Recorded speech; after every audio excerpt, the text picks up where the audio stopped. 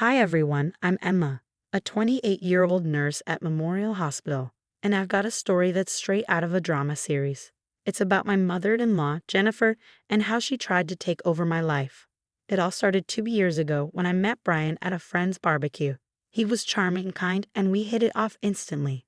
After a whirlwind romance, we tied the knot in a beautiful ceremony. That's when I first noticed something odd about Jennifer.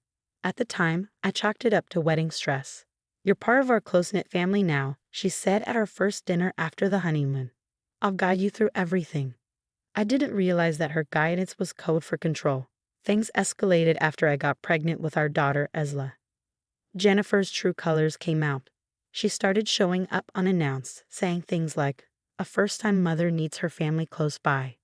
She'd barge into our home, take over tasks without asking, and constantly instruct Brian.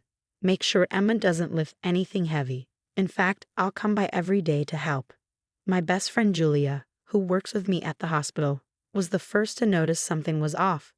During one of Jennifer's surprise visits, she whispered, "Girl, is she always like this?" as Jennifer reorganized my kitchen cabinets without so much as a word to me. "She means well," I said, though I was starting to feel uneasy. After Isla was born, things went from bad to worse. Jennifer criticized everything. How I held the baby, how I fed her, even how I dressed her. "The baby needs another layer, Emma." Really, in my day, we knew how to care for infants properly. My parents, Sonia and Alexander, lived 2 hours away and tried to support me from afar. "Sweetheart," my mom reassured me during one of our calls, "you're doing a wonderful job with Isla. Don't let anyone tell you otherwise." But Brian, he didn't see the problem. "Mom's just trying to help, babe. She raised me just fine, didn't she?" he'd say whenever I brought it up. "That's not the point," I argued. "I feel like she's taking over our lives."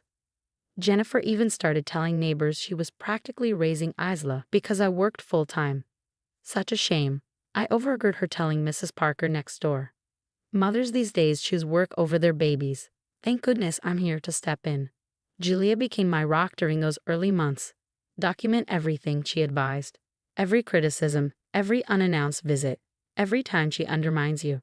Trust me, you'll need this later." At the time, I didn't understand why she was so insistent, but I followed her advice. Then came the day that changed everything. Asla was 3 months old, and I had just finished feeding her when Jennifer barged through the front door without knocking.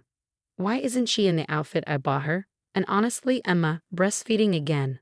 I brought formula. It's so much better for tracking how much she eats. I was too stunned to respond. This became a pattern. She showed up daily, sometimes multiple times, and even inserted herself into Isla's first pediatrician appointment. While Dr. Thompson and I reviewed Isla's growth chart, Jennifer burst into the exam room. "I simply had to be here," she announced. "A grandmother has every right to know about her grandbaby's health. Now, doctor, I've noticed some concerning things about how she's being fed." "Ma'am," Dr. Thompson interrupted, "I'll need you to wait outside. This is a private appointment." That night, Brian and I had our biggest fight yet. "Your mother completely undermined me at the doctor's office," I said. "She's just concerned about Isla. Why are you always so defensive?" He shot back. "Defensive? Brian, she's telling everyone I'm an unfit mother. Mrs. Parker asked me if I leave Isla crying for hours while I chat on the phone." Things took an even darker turn when Julia came over one afternoon. While Jennifer was watching Isla, we noticed my bedroom drawers slightly open and my diary sitting out on the shelf, crinkled, as though it had been read. "She's going through my personal things," I whispered, horrified. Jennifer's interference didn't stop there. Parenting books I purchased disappeared, replaced by outdated ones she brought over. And then I discovered a spare key on Brian's carrying. "Oh, Mom asked for a spare key for emergencies," Brian explained casually. "It makes sense, right?"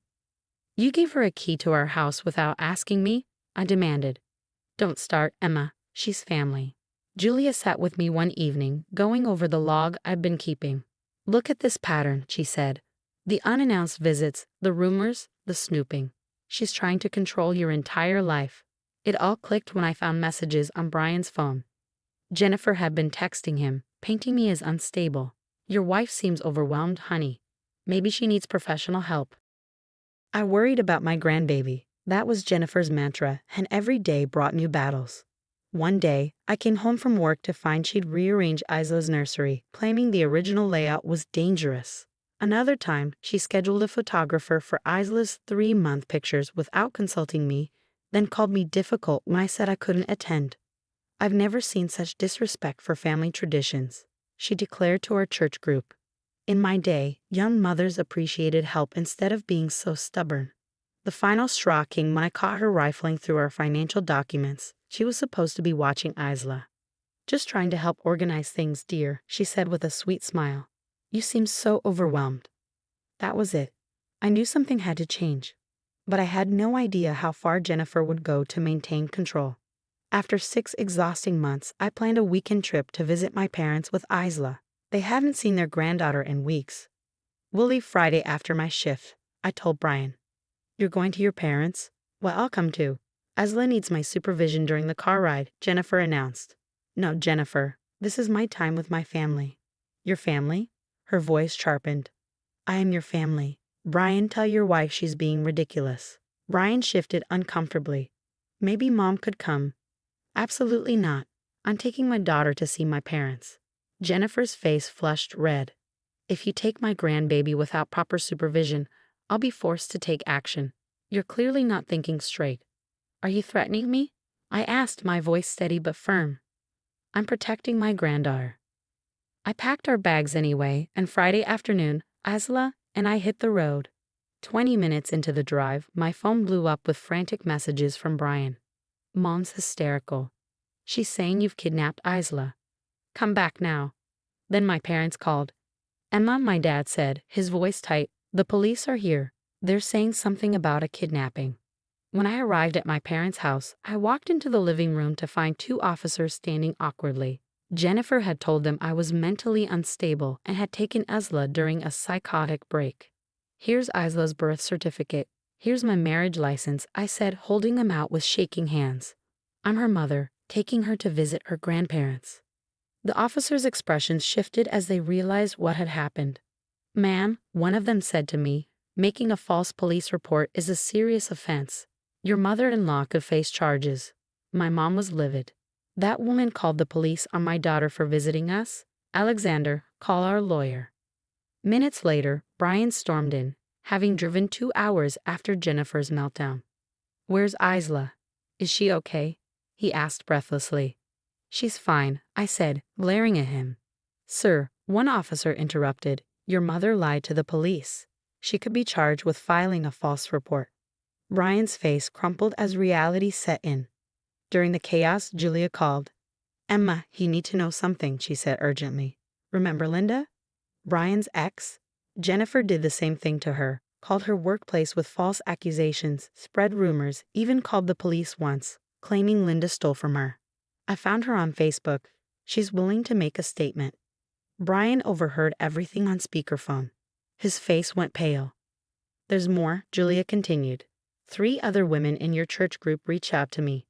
Jennifer's been doing this for years, controlling, manipulating, destroying relationships. They're all willing to come forward." The police left with a warning for Jennifer, and Brian collapsed onto my parents' couch, his head in his hands. "I had no idea," he whispered. "All these years, Mom's been." "Now you know why I had to get away," I said. My phone buzzed again and again with Jennifer's desperate messages. She was telling everyone I'd had a breakdown and kidnapped Isla. But this time, her lies would cost her everything. "No more playing nice," Brian said, looking up at me. "That woman needs to face consequences." He was right. Looking at my sleeping daughter, I knew I had to act. With Julia's help, I compiled everything: text messages, witness statements, photos, and a detailed log of incidents. My parents hired a top-notch attorney who specialized in family law. "We got more than enough for a restraining order," the attorney confirmed. "Jennifer's pattern of harassment is clear." At the courthouse, Jennifer's facade cracked. "You're really doing this to your own mother?" she shrieked at Brian in the hallway. "After everything I've sacrificed for you?" "No, Mom," Brian said firmly. "You did this. I've seen the evidence. The lies, the manipulation, what you did to Linda and everyone else. You crossed every line." The judge reviewed the evidence carefully. My documentation included statements from Linda and 3 other women Jennifer had terrorized over the years. Your Honor, I began, my voice steady. She even enlisted her friend, Officer Tom, to perform unauthorized background checks on me and my family. She used that information to threaten and harass us. That revelation sparked an immediate internal affairs investigation. Officer Tom faced suspension and possible termination for misusing police resources at Jennifer's behest. The case took an unexpected turn when Samantha, Brian's sister-in-law, arrived to testify. Her voice shook as she shared her story. She convinced my husband I was cheating and almost destroyed our marriage, Samantha said. She hacked my social media, spread rumors at church. Jennifer does this to anyone she feels threatens her control. The judge didn't hesitate. The restraining order was granted. Jennifer was legally barred from contacting us or coming within 500 feet of Isla. Outside the courthouse, Jennifer glared at me, venom in her voice. This is what you wanted all along, isn't it? To steal my son and destroy our family. You won't get away with this. No, Jennifer, I replied calmly. You did that all by yourself. Every lie, every manipulation, every toxic action, that was all you. Brian and I began intensive marriage counseling. During one particularly emotional session, he broke down completely. I should have protected you and Isla, he said through tears. I was so blind. She's manipulated me my whole life, and I let her do the same to you. We're healing now, I said, holding his hand. That's what matters. Isla will have a better future because of these changes. The truth about Jennifer spread through the community like wildfire. Her church friends stopped calling. Her bridge club discreetly removed her from their roster. Women she had tormented for years finally felt free to share their stories on social media and in local groups. I threw myself into my work, earning a promotion to head nurse. The hospital administration praised my leadership during crisis. Emma, my supervisor, said, we'd like you to lead our new maternal care unit. Your experience and compassion make you perfect for this role. Meanwhile, Jennifer's life fell apart. She attempted desperate damage control, playing the victim on social media, but no one bought it. She lost her volunteer positions, her social circle, and the facade of respectability she had built over the years. One evening, as I looked at photos of Isla surrounded by genuine love and joy, I felt truly free. Jennifer's attempts to control and manipulate had failed spectacularly. She had lost everything: her son, her granddaughter, her reputation, and her social standing. My phone buzzed with a message from an unknown number. You'll regret this someday. No one can keep me from my family forever. I blocked the number without hesitation. Jennifer would never understand that she caused her own downfall. Meanwhile, Isla would grow up surrounded by healthy relationships and real love, never knowing the toxicity of her grandmother's manipulation. That, I realized, was the best revenge of all: living well and breaking the cycle of abuse. This story was a social experiment, and now I have some sensitive questions for you. When dealing with toxic in-laws, where do you draw the line between keeping the peace and protecting your child? Jennifer used the police and community against me, but some say I should have been more patient for the sake of family unity.